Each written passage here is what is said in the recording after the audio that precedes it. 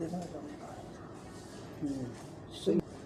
सब क्या नाम है और क्या आपका कार्यक्रम है और किस प्रकार फाउंडेशन काम करती है? जी नमस्कार, मेरा नाम दीपक है, प्रोजेक्ट से एसोसिएट। मैं चंडीगढ़ से आया हूँ बेसिकली, और मेरे साथ मेरी टीम आई है, प्रियंका एंड पवनीत। तो हम जो एम्प्लॉय हैं इंटास फाउंडेशन से हम बेसिकली आए हैं, जो इंटास फार्मा कंपनी का CSR है। तो एज़ पर CSR हमारी कुछ एक्टिविटीज़ हम लोगों को करनी होती हैं, अलग अलग हमारे प्रोजेक्ट्स होते हैं। जो आज हम यहाँ पे इकट्ठा हुए हैं, वो इकट्ठा हुए हैं फिजियोथेरेपी कैंप के लिए और सेल्फ इन्फ्यूज़न कैंप के लिए। तो हमारा बेसिकली जो कैंप लगाने का मकसद ये होता है कि जो हीमोफिलिक पेशेंट हैं, हम ज़्यादा से ज़्यादा उन लोगों को अवेयर कर पाएँ। अवेयर किस माध्यम से करते हैं? ये कैंप्स के माध्यम से हम अवेयर करते हैं।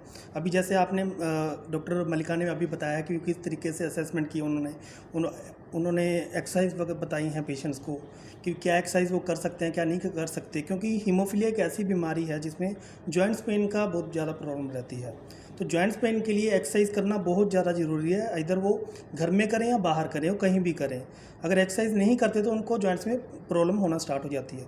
तो ऐसे ही इंटास फाउंडेशन का यही एक मोटिव रहता है कि ज़्यादा से ज़्यादा अवेयरनेस कर पाएँ। तो फिलहाल हम लोग भिवानी में अभी आज इकट्ठे हुए हैं, और मैं धन्यवाद करता हूँ हरिराम जी का और अजय जी का, जो रोहतक से स्पेशली हीमोफीलिया सोसाइटी से आए हैं, इस कैंप के लिए आए हैं। और इंटास फाउंडेशन के अलग भी प्रोजेक्ट्स हैं, जैसे एक कैंसर पेशेंट के ऊपर चल रहा है अपना घर के नाम से।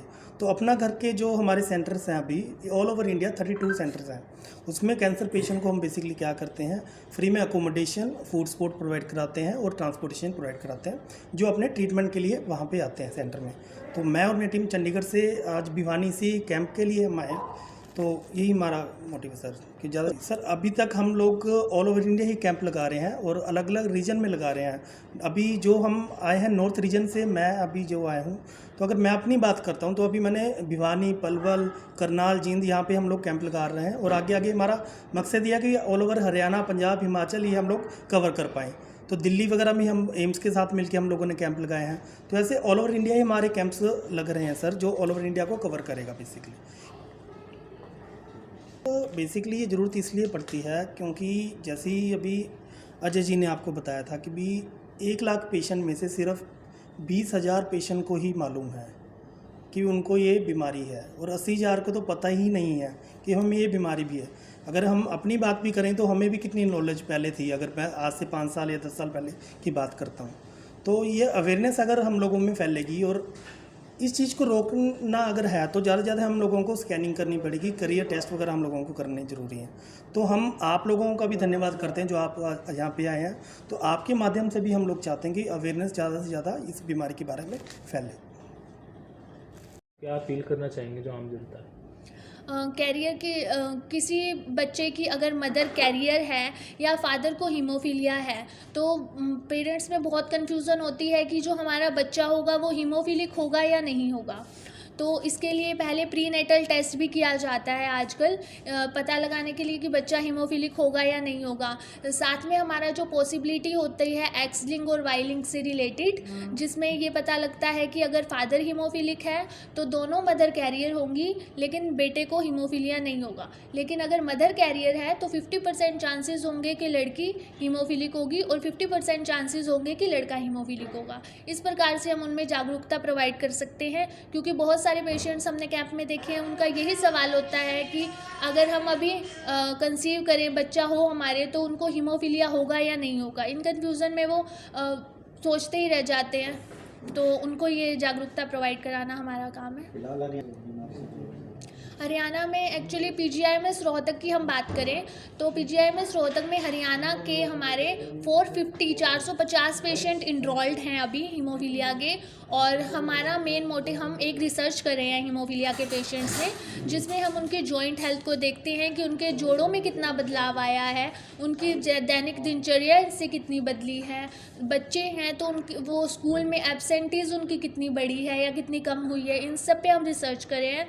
तो हमारा मेन मोटिव है कि हम हरियाणा के सभी क्षेत्रों को कवर करें, सभी जिलों को कवर करें। तो इसके लिए हम हर एक ज़िले में कैंप लगाते हैं। हमारे कैंप जींद में, करनाल में, पलवल में और अभी भिवानी में हमारा कैंप है।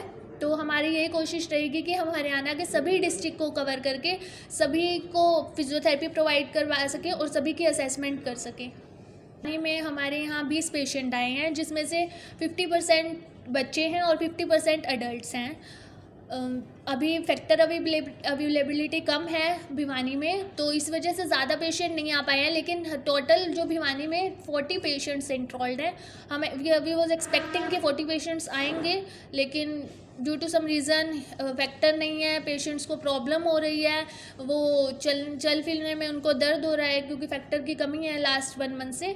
तो ज़्यादा पेशेंट्स तो नहीं आ पाए हैं, लेकिन हमने 20 पेशेंट्स के सैंपल डाटा कलेक्ट किया है, असेसमेंट किए हैं, उनको फिजियोथेरेपी प्रोवाइड किया है। सरकार अपनी तरफ से अभी इस हाल फिलहाल में काफ़ी कदम उठा रही है। जहाँ तक हम देखें, जो आप पुराने पेशेंट से पूछेंगे, हमारे यहाँ पे एक 61 ईयर्स ओल्ड पेशेंट भी आए हैं, तो उनके टाइम पे फैक्टर अवेलेबिलिटी भी नहीं थी, लेकिन अब हर डिस्ट्रिक्ट में, हर सिविल हॉस्पिटल में आपको इजीली और फ्री में फैक्टर अवेलेबल हो पा रहे हैं, और सरकार अवेयरनेस भी बहुत ज़्यादा क्रिएट कर रही है।